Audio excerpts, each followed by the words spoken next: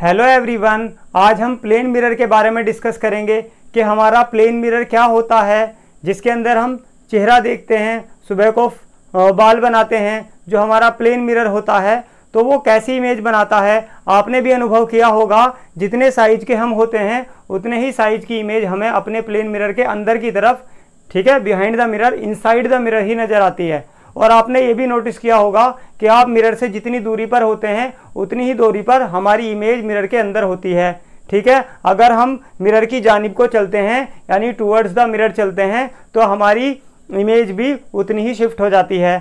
यानी जितनी हमारी दूरी मिरर से होती है उतनी ही दूरी हमारी इमेज की उस मिरर से होती है, ठीक है। और दूसरी चीज़, अगर हम अपना राइट हैंड ऊपर उठाते हैं तो मिरर के अंदर हमारा लेफ्ट हैंड ऊपर उठता है, ठीक है जी। एम्बुलेंस उल्टा करके लिखा हुआ होता है ताकि जो आगे गाड़ी चल रही है उसे उसमें वो सीधा नजर आए, ठीक है।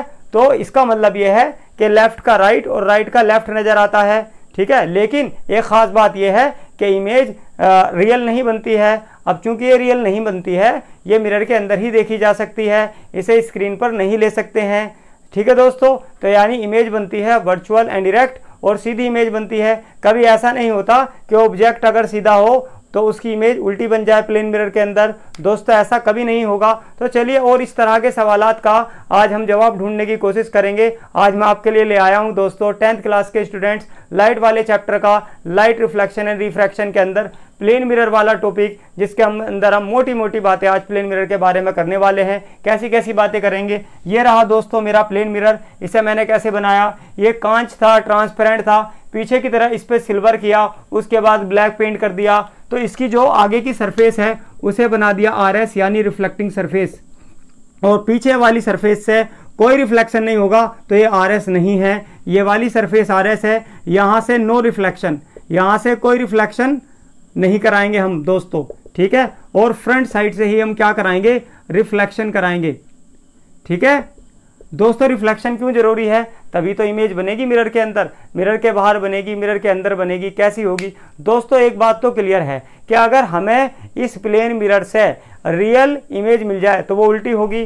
तो किसी भी केस में प्लेन मिरर उल्टी इमेज नहीं बनाता है, यानी अगर मेरा ऑब्जेक्ट ऐसा हो तो उसकी इमेज ऐसी नहीं बनती है, ठीक है। तो पहली बात है, ये रियल इन्वर्टेड इमेज नहीं बनाने जा रहा। ऑब्जेक्ट को आप किसी भी पोजीशन पर रखो in front of the plane mirror, ठीक है, वो कभी भी रियल और इन्वर्टेड इमेज नहीं बनाएगा।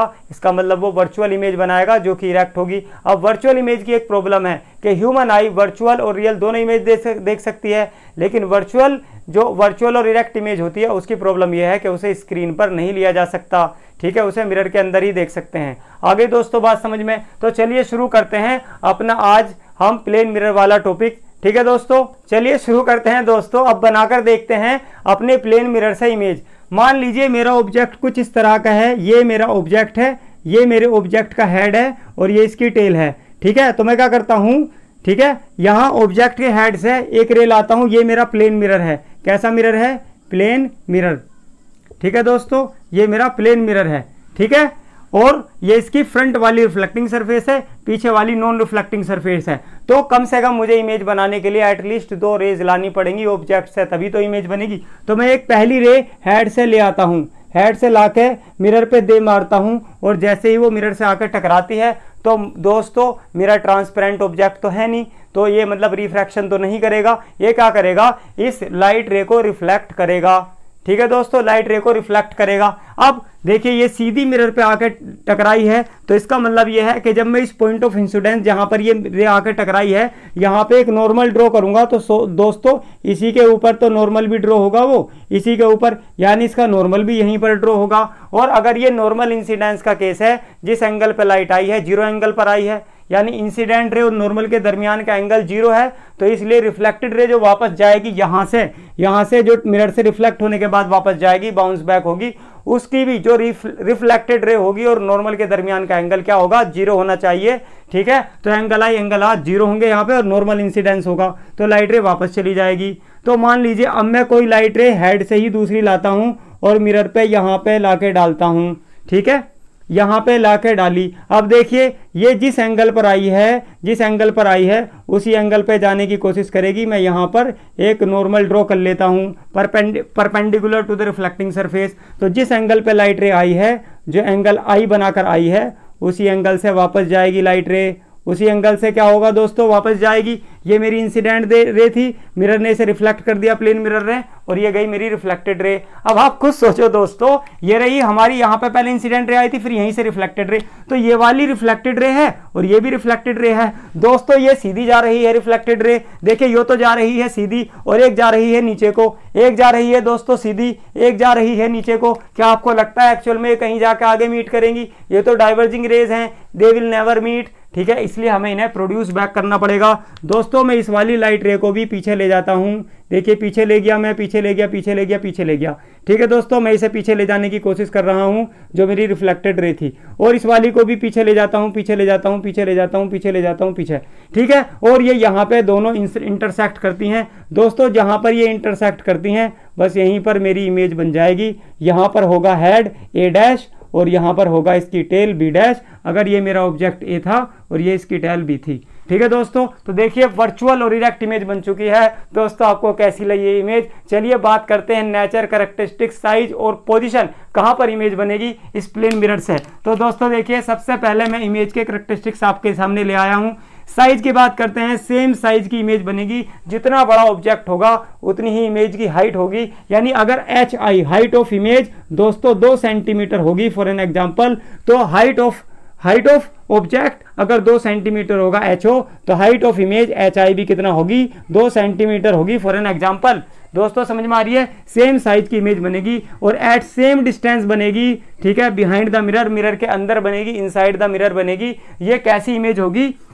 क्योंकि लाइट रेज एक्चुअल में तो मीट कर नहीं रही हैं, तो ये इनसाइड ही बन सकती है, ठीक है। तो एट सेम डिस्टेंस बनेगी। अगर यहाँ पर मेरा ऑब्जेक्ट, ये जो मेरा ऑब्जेक्ट है, इसकी यहाँ प्लेन मिरर से दूरी 6 सेंटीमीटर है, अगर ये 6 सेंटीमीटर की डिस्टेंस पर है, तो इमेज की डिस्टेंस भी दोस्तों 6 सेंटीमीटर ही होगी। इस बात का बिल्कुल ध्यान रखना होगा दोस्तों, ठीक है। सेम साइज की बनेगी, सेम डिस्टेंस पर बनेगी, behind the mirror, inside the mirror बनेगी। और दोस्तों क्या इमेज आप देखिए, लाइट रेज का एक्चुअल में मीट करी है। ये सीधी जा रही थी, ये नीचे को जा रही थी, मैंने डाइवर्जिंग रेज को इसे पीछे मिलाया, इसे पीछे मिलाया, यहां पर जाकर ये इंटरसेक्ट करती हैं, ठीक है। तो इसका मतलब एक्चुअल में लाइट रेज मीट नहीं कर रही हैं। व्हेन जब लाइट रेज एक्चुअल में मीट नहीं करती हैं तो वर्चुअल इमेज बनती है। तो दोस्तों हमारी इमेज वर्चुअल होगी, और अगर वर्चुअल इमेज है तो दोस्तों कैसी होगी? फ्री में मिलता है उसके साथ इरेक्ट, ठीक है। तो हमारी इमेज वर्चुअल के साथ इरेक्ट भी होगी, इस बात को आप ध्यान रखेंगे। ये हो गया हमारी इमेज का नेचर।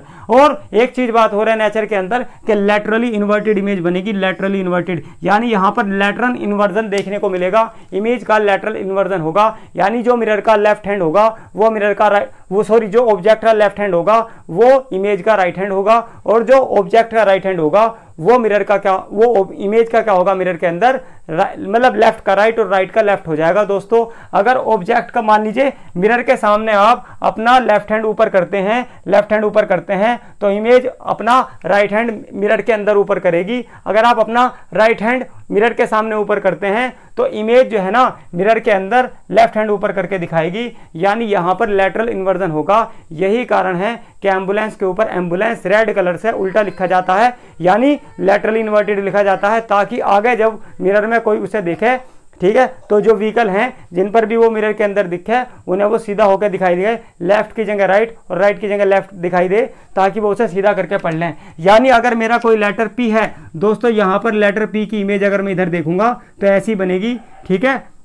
अब पी को मैंने यहाँ पे उल्टा बनाया जानबूझ के, पी तो ऐसा होता है। देखिए अगर मैं पी लेटर को यहाँ पे बनाऊंगा तो उसकी इमेज मुझे मिरर के अंदर ऐसी दिखेगी। ए को बनाऊंगा तो ए की तो ऐसी ही दिखेगी दोस्तों। अगर मैं ऐसे बनाऊंगा 4 को, तो 4 की इमेज मुझे कैसी दिखेगी दोस्तों? ऐसी दिखेगी, ठीक है। आ रही है दोस्तों बात समझ में, ठीक है।